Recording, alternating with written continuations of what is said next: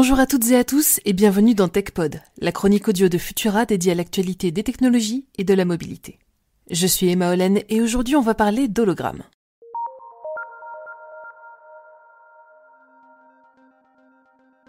Si je vous demande quel est le lien entre Jean-Luc Mélenchon et Princesse Leia, vous devriez me répondre non pas les vêtements ou la coupe de cheveux, mais bien hologramme.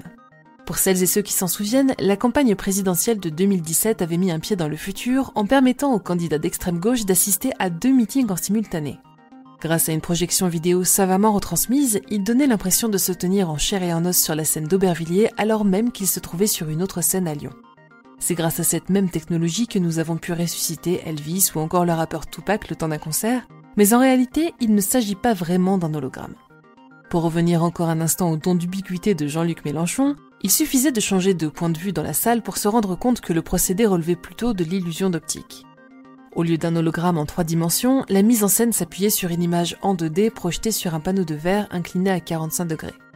Pour ce qui est de passer des appels holographiques façon Star Wars, j'ai donc le regret de vous dire qu'il faudra attendre encore un peu.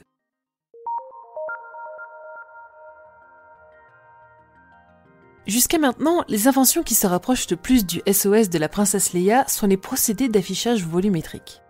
Avec des lasers, des champs électriques ou bien des projections sur de la fumée, on parvient à générer des images qui semblent s'animer dans le vide.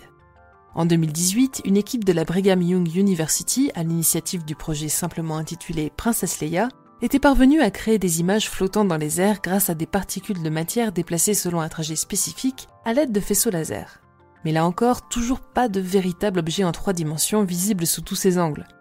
Et pourtant, une start-up californienne est peut-être arrivée à décrocher le Graal.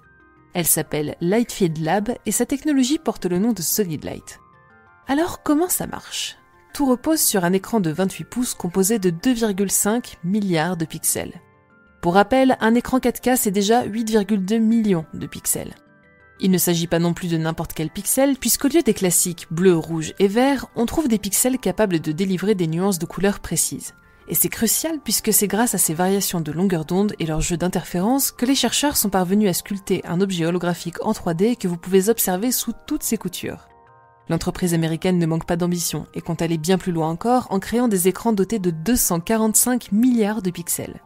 Alors que cette révolution de la technologie holographique se confirme, pour cette présidentielle 2022, le candidat de la France insoumise a décidé d'employer une autre technique pour attirer l'attention des médias, en se plongeant dans un décor virtuel où la réalité augmentée servira à appuyer ses propos.